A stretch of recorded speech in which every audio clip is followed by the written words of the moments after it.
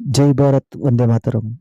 ಭಾರತದ ಹೆಮ್ಮೆಯ ಸಂಸ್ಥೆ ಇಸ್ರೋ ಚಂದ್ರಯಾನ-3, ಆದಿತ್ಯ-1, ಸ್ಪೈಡೆಕ್ಸ್ ಸೇರಿದಂತೆ ವಿಶ್ವದ ಗಮನ ಸೆಳೆದ ಯೋಜನೆಗಳನ್ನು ಯಶಸ್ವಿಯಾಗಿ ನಡೆಸಿದ ಸಂಸ್ಥೆ.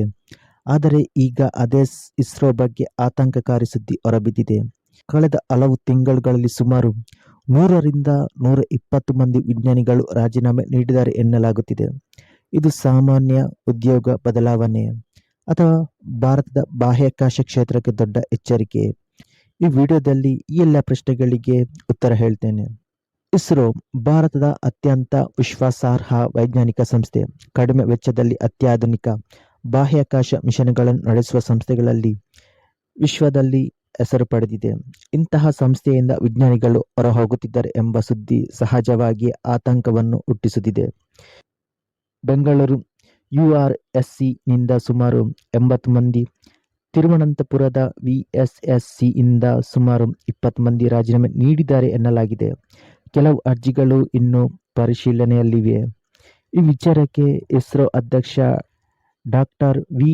ನಾರಾಯಣ್ ಪ್ರತಿಕ್ರಿಯೆ ಕೂಡ ನೀಡಿದ್ದಾರೆ. ಅವರು ಹೇಳುವುದೇನೆಂದರೆ, ಯಾವುದೇ ಸಂಸ್ಥೆಯಲ್ಲಿ ಉದ್ಯೋಗಿಗಳ ನಿರ್ಗಮ ಸಹಜ ಪ್ರಕ್ರಿಯೆ. ಒಬ್ಬರು ಹೊರಹೋದರೆ ಮತ್ತೊಬ್ಬರು ಅವರ ಜವಾಬ್ದಾರಿಯನ್ನು ವಹಿಸಿಕೊಳ್ಳುತ್ತಾರೆ. ಯೋಜನೆಗಳಿಗೆ ಯಾವುದೇ ರೀತಿಯ ತೊಂದರೆಯಾಗುವುದಿಲ್ಲ. ಅಂದರೆ ಇಸ್ರೋ ಅಧಿಕೃತವಾಗಿ ಯಾವುದೇ ಬಿಕ್ಕಟ್ಟು ಇಲ್ಲ ಅಂತ ಹೇಳಿದ್ದಾರೆ. ಹಾಗಾದರೆ ವಿಜ್ಞಾನಿಗಳು ಯಾಕೆ ಹೊರಹೋಗುತ್ತಿದ್ದಾರೆ? ಖಾಸಗಿ ಬಾಹ್ಯಾಕಾಶ ಕಂಪನಿಗಳು ಇಂದು ಭಾರತದಲ್ಲಿ Skyroot aerospace, Agnikul cosmos, Pixxel, Bellatrix aerospace ಸೇರಿದಂತೆ ಅನೇಕ ಸ್ಪೇಸ್ ಸ್ಟಾರ್ಟ್ಅಪ್ ಬೆಳೆಯುತ್ತಿವೆ. ಇವು ಅನುಭವ ಹೊಂದಿರುವ ಇಸ್ರೋ ವಿಜ್ಞಾನಿಗಳಿಗೆ ಹೆಚ್ಚಿನ ವೇತನ ಹಾಗೂ ಹೊಸ ಅವಕಾಶಗಳನ್ನು ನೀಡುತ್ತಿವೆ. ಇನ್ನು ಹೆಚ್ಚಿನ ಸಂಬಳ. ಸರ್ಕಾರಿ ಸಂಸ್ಥೆಗಳಲ್ಲಿ ವೇತನ ನಿಗದಿತ ನಿಯಮಗಳ ಪ್ರಕಾರದಲ್ಲಿ ಇರುತ್ತದೆ.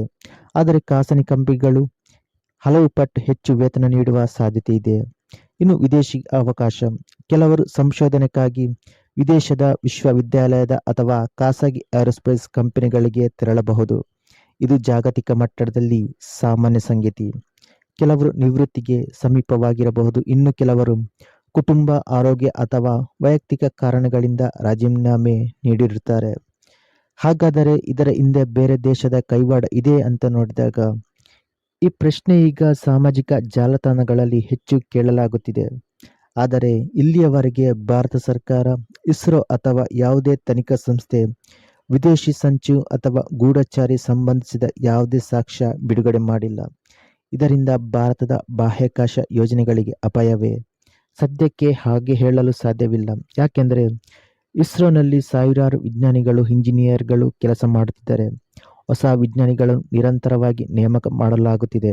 ಆದರೆ ಅನುಭವ ಹೊಂದಿದ ಹಿರಿಯ ವಿಜ್ಞಾನಿಗಳು ಹೆಚ್ಚಿನ ಸಂಖ್ಯೆಯಲ್ಲಿ ಹೊರಹೋದರೆ ಭವಿಷ್ಯದಲ್ಲಿ ಜ್ಞಾನ ವರ್ಗಾವಣೆ, ಯೋಜನೆಗಳ ನಿರಂತರತೆ, ಹೊಸ ವಿಜ್ಞಾನಿಗಳಿಗೆ ಮಾರ್ಗದರ್ಶನ ಇವುಗಳ ಮೇಲೆ ಪರಿಣಾಮ ಬೀಳುವ ಸಾಧ್ಯತೆ ಇದೆ. ಅದಕ್ಕಾಗಿ ತಜ್ಞರು, ಅನುಭವಿಗಳ ಉಳಿವಿನ ಮೇಲೂ ಗಮನ ಹರಿಸಬೇಕಾಗುತ್ತದೆ. ಮುಂದಿನ ದಿನಗಳಲ್ಲಿ ಇಸ್ರೋ ಅಥವಾ ಕೇಂದ್ರ ಸರ್ಕಾರ ಹೆಚ್ಚಿನ ಅಧಿಕೃತ